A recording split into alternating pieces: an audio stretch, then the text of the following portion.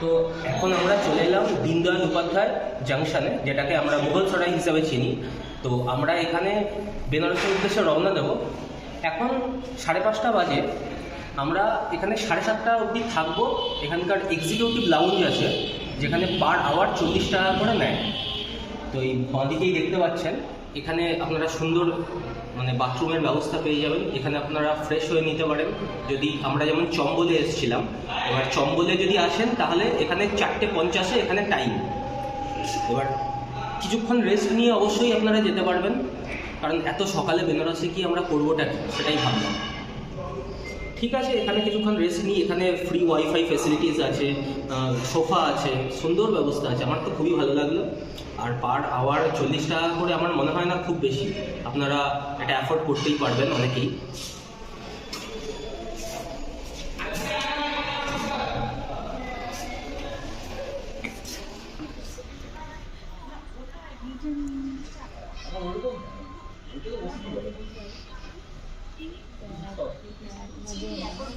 Two hours later. তো বন্ধুরা, এবার আমরা মুঘল সরাই থেকে অটোতে উঠলাম। একটা অটো পুরো রিজার্ভ করে আমরা যাচ্ছি বেনারসের উদ্দেশ্যে। তো এখান থেকে যেতে 40 মিনিট মতন সময় লাগে। এবার 7টার আগে যদি যেতে পারেন তাহলে নো এন্ট্রিটা থাকে না। এবার এর পরে যাচ্ছি বলে আমাদের একটু আগেই নামতে হবে। তো দেখা যাক, এখানে 200 থেকে 250 মতন নেয় অটো। একটু দাম দর করতে হয় বটে। আমি আর বাবা যাচ্ছি। তো বাবার রিসেন্টলি হাতে এখানে একটা হেয়ার লাইন ক্র্যাক হয়েছে। যাওয়ার আগের দিন হয়েছে। এই অবস্থাতেই বললাম যে যাবে। বাবা প্রথমে একটু ভাবছিল কি করবে না করবে, তারপরে তো আবার মত চেঞ্জ হলো আমাদের। আমরা ভাবলাম চলো যাই, দেখি বাবা টানছে এখন, বাবার কাছে যাওয়াই যায়। বেনারসে নামবো, নেমে আবার আপনাদেরকে দেখাচ্ছি, ঠিক আছে?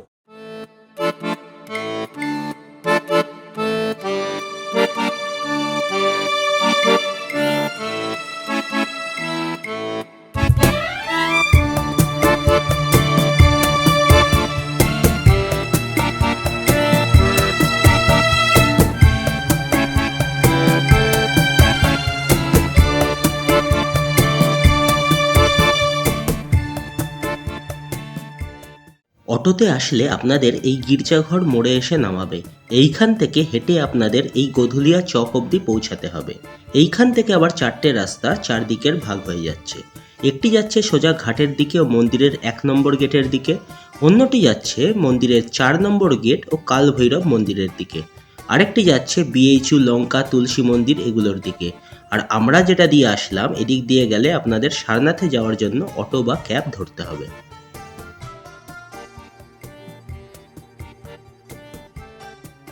হোটেলে চেক ইন করে একটু ফ্রেশ হয়ে বেরিয়ে পড়লাম কালভৈরব মন্দিরের উদ্দেশ্যে।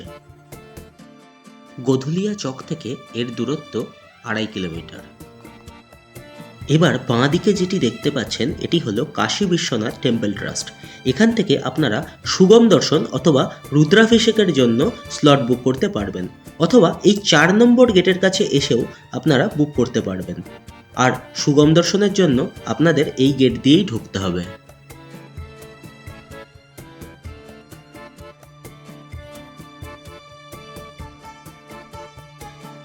মাইথোলজিক্যালি কালভৈরব হলেন কাশীর কোতোয়াল বা রক্ষক। তাই বাবা বিশ্বনাথের দর্শন করার আগে বাবা কালভৈরবের দর্শন করা উচিত, বলা যায় অনুমতি নেওয়া উচিত।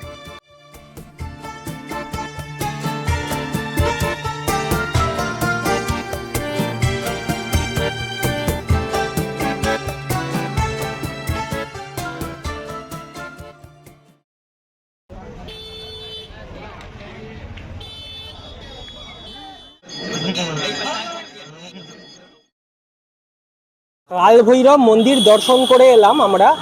এবার আমরা যাচ্ছি ধুন্ডিরাজ গণেশ। বলা হয় কালভৈরবের পর মহামৃত্যুঞ্জয়, তারপর ধুন্ডিরাজ গণেশ দর্শন করা উচিত। ঠিক আছে, এবার কালভৈরব মন্দিরটা আমরা দেখাতে পারলাম না আমি এই কারণেই যে এত বেশি পরিমাণে ভিড় ছিল ওখানে, যে লাইন প্রায় 2 থেকে 2.5 কিলোমিটার লাইন ছিল। তো কিছুটা এর আগের রাস্তাটা দেখিয়েছিলাম যে আমরা কিভাবে যাচ্ছিলাম। আমরা একটা বাইক করে নিয়েছিলাম। দুজনা দুটো র্যাপিডো করে নিয়ে গেছিলাম, কারণ এখানে অটো বা টোটো প্রচণ্ড বেশি পরিমাণে দাম চায়, ঠিক আছে, লিটারালি মানে পাগল করা দাম চায়। তো আপনারাও যদি র্যাপিডো ইনস্টল করেন, আমি সাজেস্ট করবো র্যাপিডোতে করে যাবেন। তো এখন বাবারও একটু পায়ের যন্ত্রণা হচ্ছে বলে তো একটা রিক্সা করে নিলাম।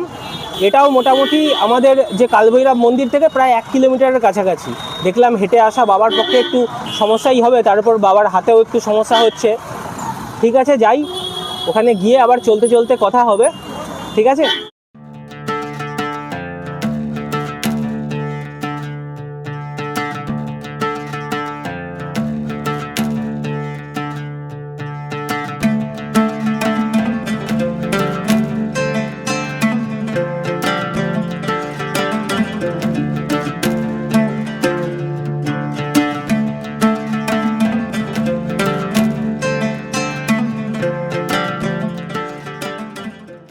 বিশ্বনাথ মন্দিরে আমাদের কালকের শুভম দর্শনের জন্য এই 4 নম্বর গেটের কাছে গেছিলাম একবার খোঁজ নিতে। যারা জানেন না তাদের উদ্দেশ্যে বলে দিই, শুভম দর্শন হলো ভিআইপি এন্ট্রি, যার জন্য পার হেড 300 টাকা করে লাগে। এই কাউন্টার থেকেও আপনারা টিকিট কাটতে পারবেন, তবে ক্যাশে। আর যদি অনলাইন পেমেন্ট করতে চান তাহলে আগের ওদের যে ট্রাস্টটা দেখিয়েছিলাম সেইখান থেকে, অথবা এদের অফিসিয়াল সাইট থেকে আপনারা বাড়িতে বসেই ইচ্ছামতো ডেট আর স্লট বুক করতে পারবেন। এর জন্য আপনাদের আধার কার্ড লাগবে, তবে বাড়িতে বসে কাটলে অবশ্যই একটা হার্ড কপি সাথে নিয়ে আসবেন। ওটা আপনাদের এখানে এসে দেখালেই এরা ভেরিফাই করে আপনাদের ঢুকতে দিয়ে দেবে। গেটের ভেতরে ঢুকেই সামনেই আপনারা অনেক পুরোহিত পেয়ে যাবেন, আর সাথে প্রত্যেকেই একটি করে কমপ্লিমেন্টারি প্রসাদের প্যাকেটও পেয়ে যাবেন। আমরা এখানে একটা করে টমেটো চাট আর আলু টিক্কি চাট নিয়েছিলাম, খুবই সুস্বাদু। তবে টমেটো চাটটা একটু স্পাইসি। আমি বলবো এখানে আসলে দুটোই একবার করে আপনারা ট্রাই করে দেখুন।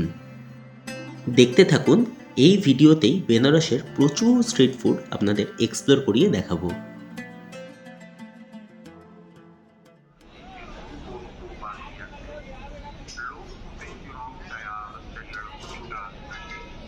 দশাশ্বমেধ ঘাট, এবার সন্ধ্যা আরতি দেখার সময়।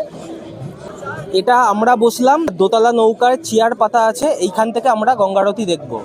এবার এইটা একটু অন্য ধরনের হবে।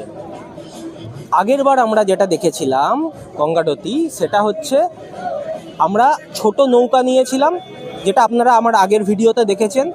গোটা ঘাটগুলোকে ঘুরিয়ে নিয়ে এলো বিকেলবেলার মধ্যে, তারপরে এসে গঙ্গারতি দেখার জন্য নৌকাটাকে পার্ক করে দিল, সেইখান থেকে আমরা দেখেছিলাম।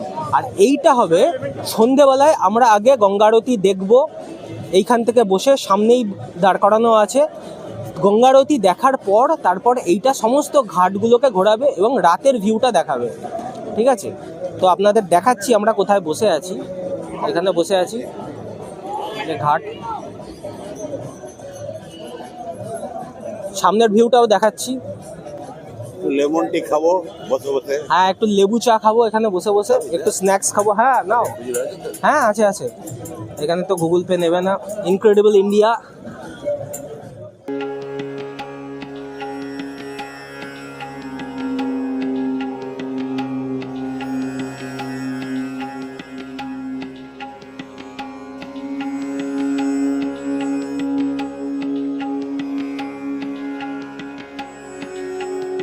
হর হর মহাদেব। এবার আর কিছুক্ষণের মধ্যেই আমাদের এখানে আরতি শুরু হবে। তো এখন আমরা অপেক্ষারত। গঙ্গা আরতির আগের মুহূর্তটায় বেনারস খুব সুন্দরভাবে সেজে ওঠে, মানে এত অপূর্ব লাগে দেখতে, মানে বলার কথা নয়। আপনাদেরকে আমি সামনের ভিউটা দেখাচ্ছি, দেখলেই বুঝতে পারবেন। আর এই সময় গঙ্গাকে একটা অন্য ধরনের দেখায়। আগে তো আমি বিকেলবেলাও দেখেছি, সকালবেলার এক ধরনের ভিউ লাগে, বিকেলবেলায় সূর্যাস্তের সময় এক ধরনের ভিউ, আর সন্ধেবেলার যখন সমস্ত লাইটগুলো যখন জ্বলে ওঠে বেনারসের, তখন সবগুলো ঘাটকে এত অপূর্ব লাগে দেখতে।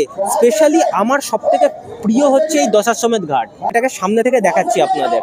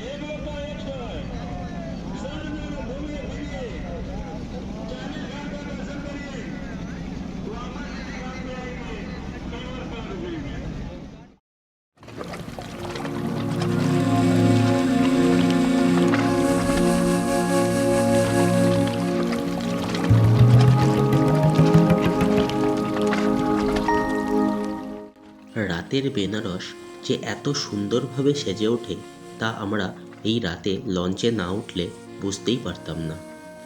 তবে শেষের দিকে কনকনে ঠান্ডা হাওয়া শরীরে একটু শীত ধরিয়ে দিচ্ছিল।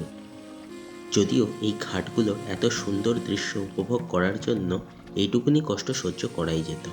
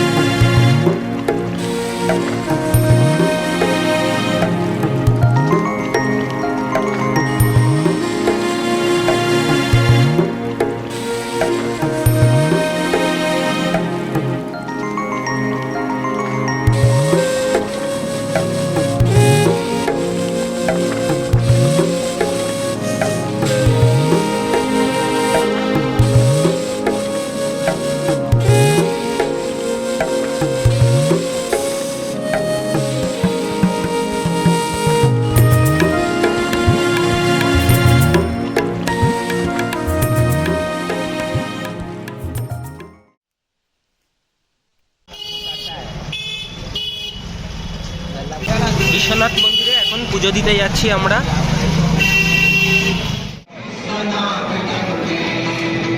এইবার মন্দিরের ভেতরে আমরা ঢুকছি প্রসাদ নিয়ে। এইখান দিয়ে আমরা সুগম দর্শন শেষ করে আবার এসে কথা বলছি, কারণ এখন একটু চাপে ছিলাম, কারণ অনেকগুলো জিনিসপত্র রাখতে হয়েছিল, যার জন্য আমি খুব ভালো করে দেখাতে পারছি না। পরে এসে আবার দেখাচ্ছি, পুজো দিয়ে বাবাকে পুজো দিয়ে দেখাচ্ছি। সুগম দর্শন শেষ করার পর এবার বাইরে বেরোলাম। খুব ভালোভাবেই হলো। একজন পুরোহিত নিয়েছিলাম ভেতর থেকে, তো উনি খুব ভালোভাবেই আমাদের পুজোটা সম্পূর্ণ করালেন। আমাদের এই সামনে দেখবেন এখানে লকার আছে। আপনারা ভাবেন যে শুধু কোথাও থেকে ফুল আর মালা এবং ভাং, দুধ আর ভাং এগুলো নেবেন, তাহলে সেগুলো কালেক্ট করার পর এই পেছনে এখানে দেখবেন ফ্রিতে এরা কিন্তু আপনার জুতো, মোবাইল ফোন রাখে। কিন্তু আমার এই ব্যাগ নিয়ে কিন্তু ঢুকতে দিচ্ছে, ব্যাগে কোনো সমস্যা নেই, কারণ ব্যাগটাকে ওরা একদম সিকিউরিটি চেক থেকেই দেখে নিচ্ছে। ব্যাগ নিয়ে তো অবশ্যই ঢুকতে দেবে, কিন্তু ব্যাগের ভেতরে যদি আপনাদের কোনো স্মোকিং এসেন্সিয়ালস থাকে, কোনো লাইটার থাকে বা কোনো পারফিউম থাকে, সবগুলো কিন্তু ওরা বাইরে রেখে আসতে বলে। এবার সেই বাইরে রেখে আসতে গেলে আপনাকে নেহাতি কোনো ফুলের দোকানে গিয়ে কথা বলতে হবে। তবে একটু দেখবেন বাইরে, আমি জিজ্ঞেস করছিলাম যে ফুল কত করে, ওখানে 750, 800, 1000 বিভিন্ন দামের আছে। তো কিছুই নয়, একটা 100 টাকার মালাকে এরা 750, 800, 900, 1000, 1200, মানে কোনো ঠিক ঠিকানা নেই, কিচ্ছু নেই। শুধু আপনার ভাং আর দুধের যে গ্লাসটা থাকে সেটা একটু বড় হয়, আর মালা যেটা থাকে সেটা একটু বড় হয়, আর কিচ্ছু নয়। মানে এখানে একটুখানি চোখ কান নাক খোলা রাখতে হবে, কিচ্ছু করার নেই। এসব সব জায়গাতেই একটু আধটু চলে। আপনারা জগন্নাথ ধামে তো দেখেইছেন, তো কাশী বিশ্বনাথেও চলে। তবে আমি বলবো যে এখানকার মানুষজন ভালো, বিশ্বনাথের মানুষজন সবাই খুব ভালো এবং হেল্পফুল। তবে একটু পঞ্চেন্দ্রিয় খোলা না রাখলে একটু সব জায়গাতেই ঠকতে হয় আর কি। এসব চলে, এগুলো কিছু করার নেই, বুঝলেন তো। ভালোভাবেই পুজোটা দেওয়াটাই মেন ব্যাপার। ভালোভাবে পুজোটা সম্পন্ন হোক বাবার কাছে, সেটাই কামনা। মন্দিরের এইটুকুনি পর্যন্ত ভিডিও বা ফটোগ্রাফি আপনারা করতে পারবেন, কিন্তু এর ভেতরে এই যে গেটটা দেখছেন পেছনে, সিকিউরিটি চেকের মেইন গেট, সাদা গেট, এত অবধি আসার পর কিন্তু আপনারা আর কোনো ফটোগ্রাফি করতে পারবেন না, কারণ ওখান থেকে মেন এন্ট্রি শুরু হয়ে যাচ্ছে। আর এটাও দেখাতে পারবো না আমি, পেছনটাতেই জ্ঞানবাপী মসজিদ আছে, যেখানে বলা হয় যে অরিজিনাল বাবা বিশ্বনাথ ধামের ওখানে প্রতিষ্ঠা হয়েছিল।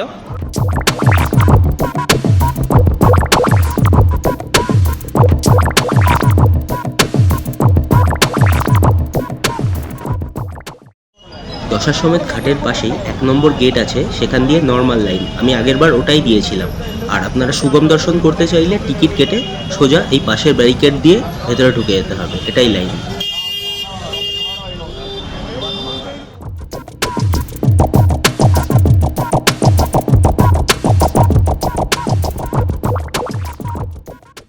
বন্ধুরা, এবার আমরা চললাম সারনাথের উদ্দেশ্যে। আমরা গধুলিয়া চক থেকে আমাদের অটো বা টোটো কোনো কিছুই যায় না, যেহেতু ওখানে রোপওয়ের কাজ শুরু হয়েছে। প্রায় 500 মিটার মতন হেঁটে পিডিআর মল অবধি হেঁটে আসতে হলো। তো ওখান থেকে আমরা এক দাদার সাথে উঠেছি অটোতে। তো সারনাথ অ্যাকচুয়ালি ওখান থেকে যদি ম্যাপে মারেন আপনারা, তাহলে 7 থেকে 8 কিলোমিটার দেখাবে, কিন্তু অ্যাকচুয়ালি ওটার যে ডিস্টেন্স সেটা হচ্ছে 14 কিলোমিটার, যেহেতু অনেকটা ঘুরে ঘুরে যেতে হয়। তো একটু আগে আগে যাওয়াই ভালো। এর আগের ভিডিওটাতেও আমি তাই বলেছিলাম যে সারনাথে একটু দুপুরের দিকে যদি যেতে পারেন, মানে ওই 2:30 3টে এরকম সময় গিয়ে যদি পৌঁছাতে পারেন তাহলে ভালো হয়। যদিও আমাদের একটু লেট হয়ে গেল, আমরা এই 3টে নাগাদ বেরিয়েছি, আমরা হয়তো 4টে 4:30 এরকম সময় গিয়ে পৌঁছাবো। তো অন্ধকারটা নামার আগে পৌঁছালে একটু সুন্দর লাগে ওখানকার ভিউটা। তো এবার রাস্তায় যেতে যেতে এইটুকুনি বললাম, একবারে যখন এরপরে গিয়ে পৌঁছাবো নামবো, তারপরে গিয়ে আপনাদেরকে আরও ডিটেলসে বলবো, এবং কিছু হয়তো ওখানে গাইডও থাকবে, তিনিও হয়তো কিছু জানাবেন। ওই হাত ভাঙা, এই হাত নিয়ে এখন এই চলছে আর কি, কি বলবো। চলুন দেখি। আবার আজকে বাবার একটু পায়েও চোট লেগেছে কালকে হাঁটতে গিয়ে। দশাশ্বমেধ ঘাটের যে সিঁড়ি দিয়ে ওপরে উঠতে যাচ্ছিল, উঠতে গিয়ে আবার পায়ের বুড়ো আঙুলে চোট খেয়েছে। জুতো পরেছিল তা সত্ত্বেও। চলছে এগুলোতেও। ঠিক আছে।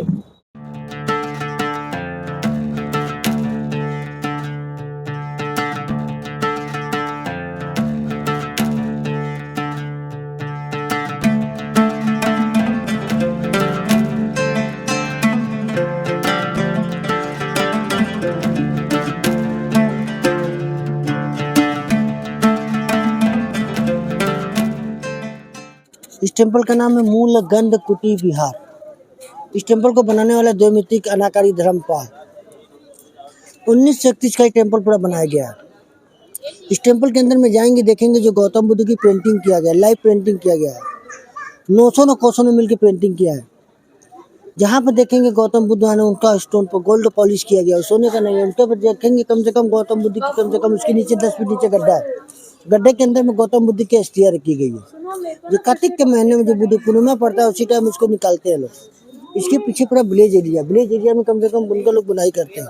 बगल में देखेंगे बोधि टी, ओरिजिनल बोधि टी आपका बोध गया बिहार, जिस पेड़ के नीचे गौतम बुद्ध ने तपस्या किया था, ज्ञान की प्राप्ति किया था। अशोक सम्राट का बेटा ने बेटी महेंद्रा ने संमित्रा ने 2 कलमे काटे गए थे। पहला कलमे अनुराधापुरा श्रीलंका में लगाया गया था। तीसरा का कलमे यहाँ पर लगाया गया 1932 का।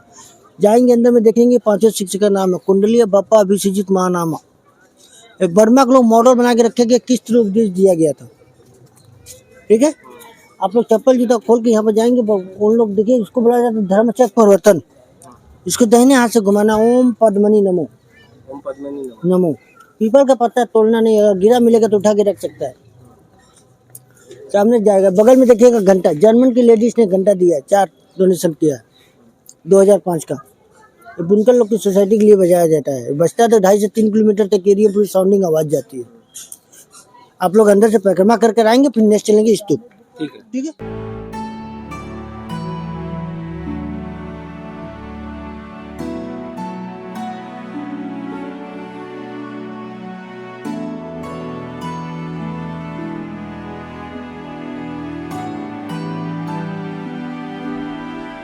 ये देखिए आपका जापानीज टेम्पल है, जापानीज पगोडा मॉडल। ये 1992 का बना हुआ है। इस टेम्पल के अंदर में जाएंगे, देखेंगे जो मेन टेम्पल के अंदर देखेंगे पेंटिंग में स्लीपिंग बुद्धा। इस स्लीपिंग बुद्धा को लाल चंदन की लकड़ी का बना हुआ है। इनकी कान की ललरी देखेंगे, कंधे से छुआ मिलेगा, हाथ देखेंगे डुगलिंग नीचे होगा। तो सिद्ध पुरुष माना जाता है, ऐसा होता है, विष्णु को होता है। इन लोग का मंत्र का उच्चारण किया जाता है कम से कम नाम नो हो रे गे क्यों।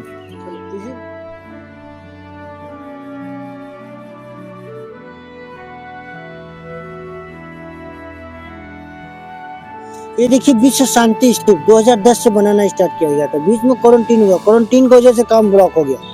ये जापानीज पगोडा मॉडल ने बना के रखा है। जो सांची स्तूप देखेंगे उसी का पूरा 2 कॉपी का नक्शा बना के गेटों पे बना के रखा गया। अभी इसकी ओपनिंग नहीं की गई है गेटों का। ये आपका अशोका पिलर, जो गौतम बुद्ध की जो 4 प्लेस है, चारों प्लेस के अलग अलग मुद्रा में अलग अलग बैठाया गया है।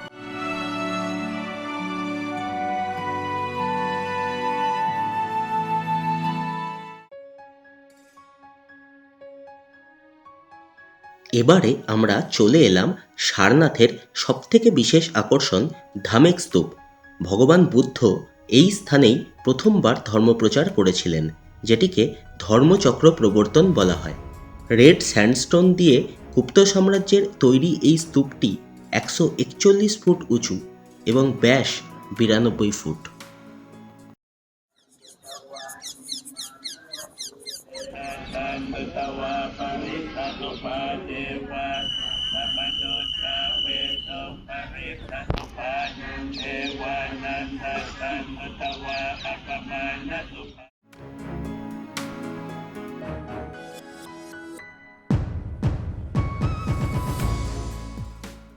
দেখতেই পাচ্ছেন এখন প্রায় সন্ধে নেমে এসেছে। এবার শীতকালে তো একটু তাড়াতাড়ি সন্ধে হয়। এখন এরা ক্যামেরা নিয়ে একটু বেশি ঝামেলা করছে। আসলে ঝামেলাটা ঠিক নয়, সব জায়গাতেই কিছু একটা ডেকোরাম মেনটেন করা উচিত, ঠিক আছে, আমি মনে করি সেটা। অ্যাকচুয়ালি মানে স্টিক বা ব্লগিং কিট নিয়ে আসা উচিত নয় ওরা বলে যেটা। তবে জায়গাটা খুবই সুন্দর। আগের ভিডিওতে যেরকম আমি বলেছিলাম যে একটু তাড়াতাড়ি আসতে পারলে পুরোটা দেখা সম্ভব হয়। একটু সন্ধে হয়ে গেলে এরা 5টা 10-15-র মধ্যেই বন্ধ করে দেয়। একটু তাড়াতাড়ি আসারই চেষ্টা করবেন এখানে, না হলে বিনা কারণে অনেকটা হেঁটে আসতে হয়। দিয়ে আবার যদি বন্ধ হয়ে যায় তাহলে তো সমস্যা হয় না। เนี่ยจะมีฐานมันเนี่ยจะมี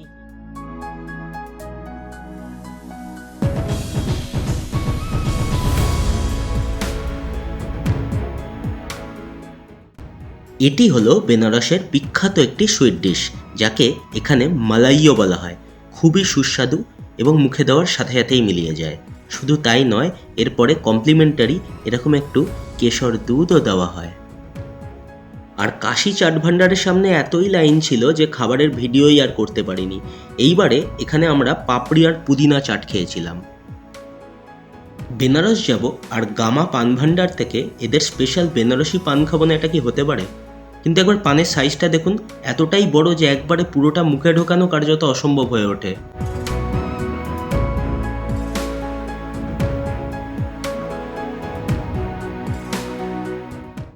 এইবার এলো রাবড়ি, আমার সবচেয়ে পছন্দের মিষ্টি। তবে শিবালস্যির রাবড়ি যেন একটু বেশি মুখে লেগে থাকে। এরপরে আমরা নিলাম দই লস্যি। মাটির ভাঁড়ে হাতে ঘোরানো থকথকে ঘন লস্যি, আর তার উপরে একটা পুরু মালাইয়ের আস্তরণ। উফ, এর স্বাদ যেন সত্যি অমৃত।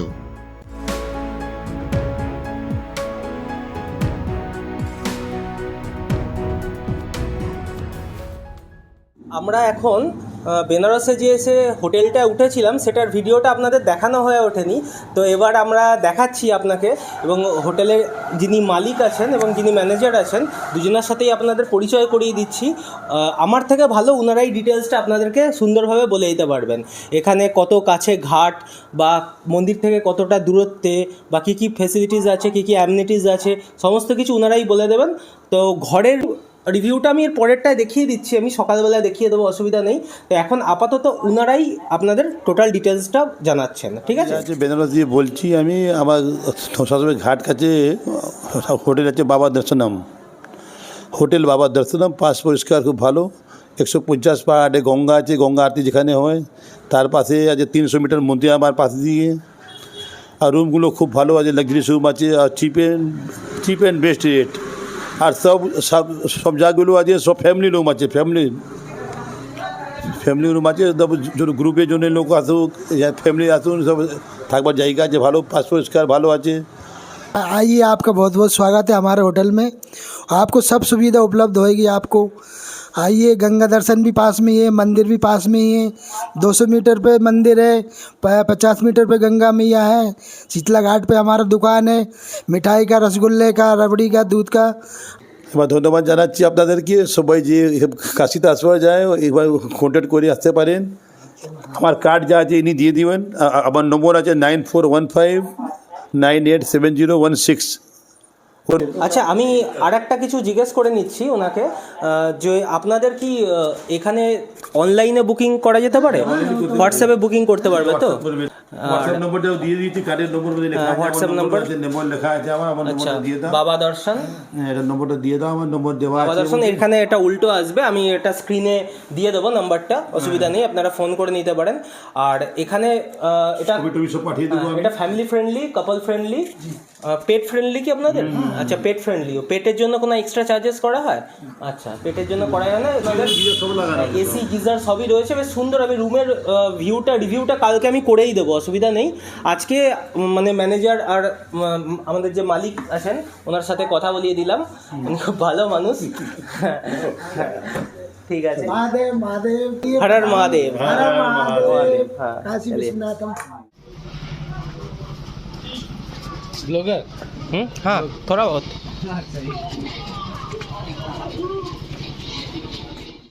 এরপরে আমরা মণিকর্ণিকা দুয়ার দিয়ে হেঁটে বিশ্বনাথ করিডোরে এসে পৌঁছালাম। রাতের বেলায় মন্দিরে আসতে একদমই ভুলবেন না যেন। এতটাই সুন্দর লাগে দেখতে সামনে থেকে যে আমি ভিডিওতে দেখিয়েও হয়তো আপনাদের বোঝাতে পারবো না।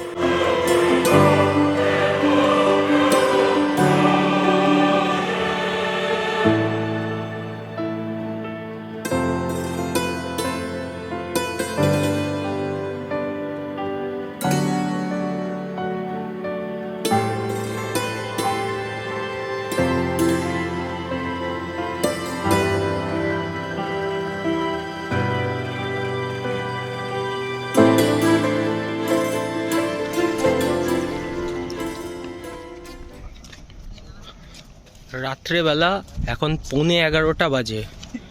এখন আমরা রাত্রেবেলায় কাশী বিশ্বনাথ মন্দির করিডোর থেকে হোটেলের উদ্দেশ্যে ফিরছি। বাবা, রাত্রেবেলায় যে ফিরছো কেমন লাগছে? বাবা, রাত্রেবেলায় যে ফিরছো কেমন লাগছে? ভালো তো লাগছে, কিন্তু শরীরে কষ্ট হচ্ছে। হ্যাঁ, বাবার অনেকটাই কষ্ট হচ্ছে, অনেকটা হাঁটা হয়ে গেছে বাবার।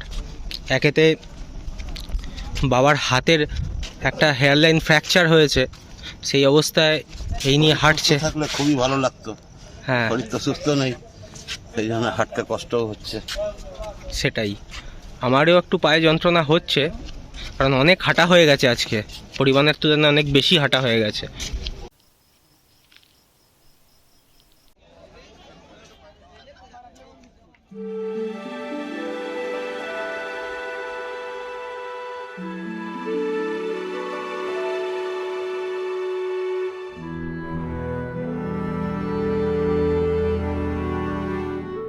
হোটেল থেকে বেরিয়ে একটু চা খেয়ে আমরা আবার এসে পৌঁছালাম আমাদের এই দশাশ্বমেধ ঘাটে। আমার কাছে দশাশ্বমেধ ঘাটটাই সব থেকে বেশি প্রিয়। আমাদের হোটেলটাও এরই কাছে, হাঁটা পথে প্রায় 1 থেকে 1.5 মিনিট মতন টাইম লাগে। সকালবেলা এখন 8:30 বাজে, 8:40 বাজে অ্যাকচুয়ালি, কিন্তু ঘাটে প্রচুর ভিড়। এখানে প্রচুর পুণ্যার্থীরা বিভিন্ন স্নান করছেন, তাদের পুজো অর্চনা সম্পন্ন করা হচ্ছে, পুরোহিতরা রয়েছে বিভিন্ন বসার বেদিতে, তাদেরকে রুদ্রতিলক করানো হচ্ছে। খুব সুন্দর লাগছে। বেনারসে আসলে সকালবেলায় একটু ঘাটের সামনেটা না বসলে ভালো লাগে না। আমরা আগের দিন যেহেতু পুজো দেওয়ার ছিল, আমরা সকালবেলা উঠেই একটু তাড়াতাড়ি করে বেরিয়ে গেলাম, গিয়ে পুজো আচ্ছা দেওয়া হলো, স্নান ফান ছিল।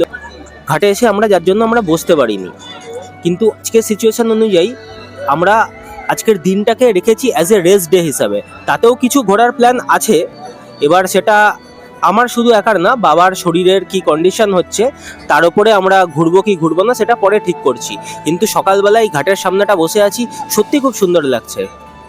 এখানে আমি সকালে কিছু ঘাটের ভিউও দেখাচ্ছি আপনাদেরকে, তবে আমি সাজেস্ট করব যে 8:30 নয়, আর একটু আগে, আমাদের উঠতে একটু দেরি হয়ে গেছে। এই 6:30 থেকে 7টা এই সময়টা যদি ঘাটে আসেন, মানে সূর্যটা সবে উঠছে, সেই সময় যদি ঘাটে আসেন তাহলে খুব ভালো লাগে দেখতে। আর শীতের আমেজে সকালবেলায় ঘাটে বসে একটা চা হাতে নিয়ে গঙ্গা দেখতে দেখতে এই যে কি সুন্দর দৃশ্য আপনারা কল্পনা করতে পারবেন না। আমরা এর আগের বার যখন এসেছিলাম সেটা করেছিলাম।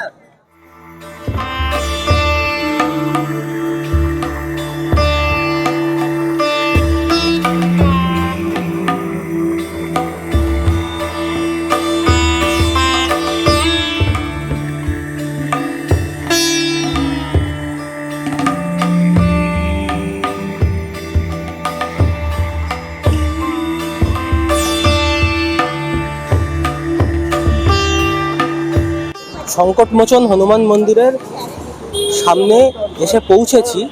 ভেতরে তো আমাকে ক্যামেরা নিয়ে ঢুকতে দেবে না, কিন্তু আমার এটা আগেরবার এসে এত ভালো লেগেছিল। অ্যাকচুয়ালি আমার আরাধ্য উনি, আমি হনুমানজির পুজো করি।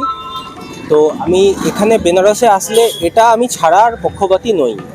তো লঙ্কার দূরত্ব আমাদের গধুলিয়া চক থেকে প্রায় 3 কিলোমিটার, 3.5 কিলোমিটার মতো। আমরা একটা র্যাপিডো করে দুজনে এসেছিলাম শেয়ারিংয়ে। তো আমাদের কিছু টাকা বেশি নিয়েছিল প্রাইসের থেকে, তার মধ্যে করে দিয়েছিল। এবার বাইরেটা আমি সংকটমোচনের বাইরেটা আপনাদের একটুখানি দেখাবো। তো যাই, চলুন।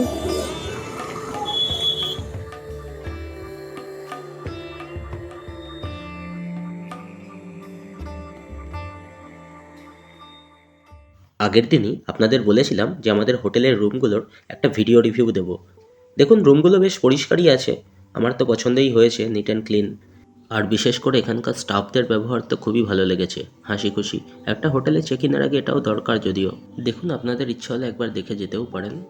এবার সন্ধ্যেবেলায় চাটা খেয়ে এখন আমরা আমাদের গোছগাছ শুরু করছি, কারণ আজকে আমাদের রাতে ট্রেন, বেরোনোর পালা।